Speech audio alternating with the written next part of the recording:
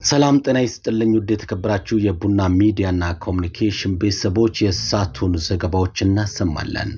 አማኑኤል ነኝ። በዜናዎቻችን ውስጥ የሀገር ውስጥና የውጪ ተካቷል።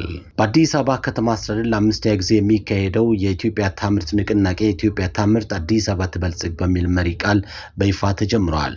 ንቅናቄው ባለፉት የለውጥ ዓመታት በተለያዩ ማነቆዎች ተዘግቶ የነበሩ አምራች ኢንዱስትሪዎችን ዳግም ወደ ምርታማነት በመመለስ የፋይናንስ የማምረት ቦታዎችን በማመቻቸት የገበያ ትስስር በመፍጠር እንዲሁም የእውቀትና የቴክኖሎጂ ሽግግር እንዲኖር በማድረግ ረገድ የከተማ አስተዳደሩ የወሰዳቸው እርምጃዎች ፍሬ ያፈሩ መሆናቸውንም ከንቲባ አዳነች አቤቤ ገልጸዋል።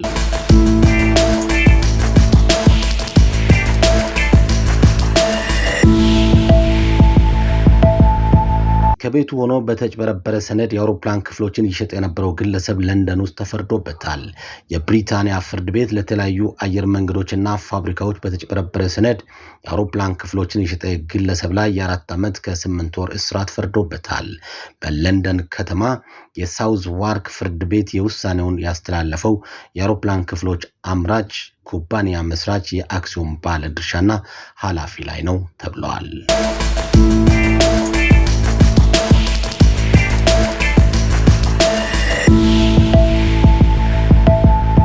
አሜሪካ በዌስት ባንክ ሰፋሪዎች የፓስፖርት አገልግሎት መስጠት ልትጀምር ነው ተባለ። ይህ ውሳኔ ለዓመታት በአሜሪካ ዲፕሎማሲያዊ አካሄድ ሲጠበቅ የነበረው መስመር ያሻገረ አዲስ ምዕራፍ ተደርጎ ተወስዷል። አገልግሎቱ በዚህ ሳምንት አርብ የካቲት 20 ቀን 2018 ዓ.ም በኤፍራት የሰፈራ መንደር ውስጥ በይፋ እንደሚጀምርም ተመላክቷል።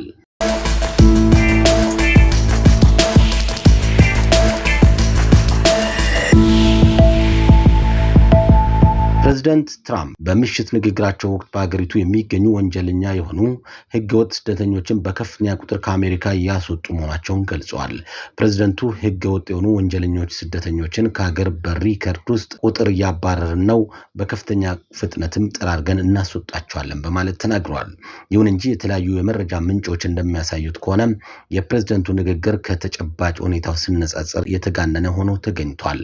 በኢሚግሬሽንና ጉምሩክ አስከባሪ ቁጥጥር ስር የሚውሉት ስደተኞች መካከል አብዛኞቹ የወንጀል ሪከርድ የሌለባቸው መሆናቸው ተመልክቷል።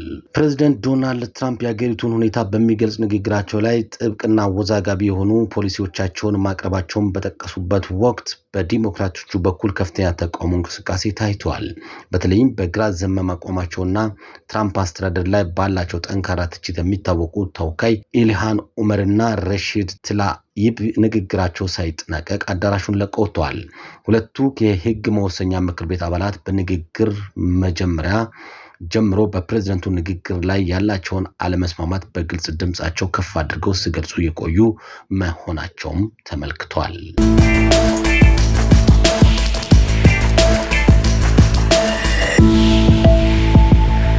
ፕሬዝዳንት ዶናልድ ትራምፕ ወደ ስልጣን በተመለሱ በመጀመሪያው ዓመት ያከናወናቸው ተግባራትን አስመልክቶ ባደረጉት ንግግር በአሁኑ ወቅት ድንበራችን ተከብሯል፣ መንፈሳችን ታድሷል፣ የዋጋ ግሽበት በከፍተኛ ሁኔታ እየቀነሰ ነው፣ እንዲሁም ገቢ በፍጥነት እየጨመረ ነው በማለት ገልጸዋል።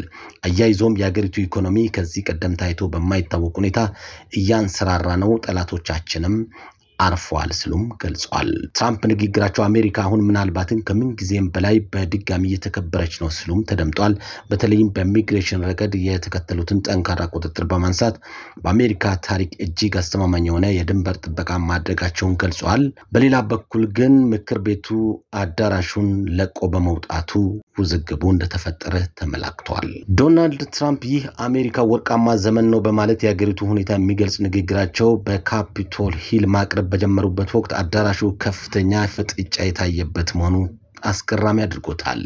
የቴክሳሱ የዴሞክራቱ ተወካይ የፕሬዝዳንቱ ወደ አዳራሹ ሲገቡ ጥቁሮች ዝንጀሮ አይደሉም የሚል ተቃውሞ ያዘለ ጽሑፍ ከፍ አድርጎ በመያዝ በትራምፕ ላይ ቅሬታ አሰምቷል። ተወካዩ ፕሬዝዳንቱ ንግግራቸው ከጀመሩ በኋላም ተቃውሟቸውን የቀጠሉ ሲሆን ይህም በፕሬዝዳንቱ እይታ ውስጥ በቀጥታ የሚገባ ነበር። ይሁን እንጂ የሪፐብሊካን ሴናተር ሙሊን ፕሬዝዳንት ይህንን የተቃውሞ ምልክት እንዳያዩ በመጋረድ ከፊት ለፊታቸው የቆሙ ሲሆን ብዙም ሳይቆይ በጸጥታ ኃይሎች ተይዞ ከአዳራሹ እንዲወጣ ተደርጓል። ሰላምና ጤናን በያላችሁበት ተመኘው። አማኑኤል ኃይለ ነበርኩ። ጤና ይስጥልኝ።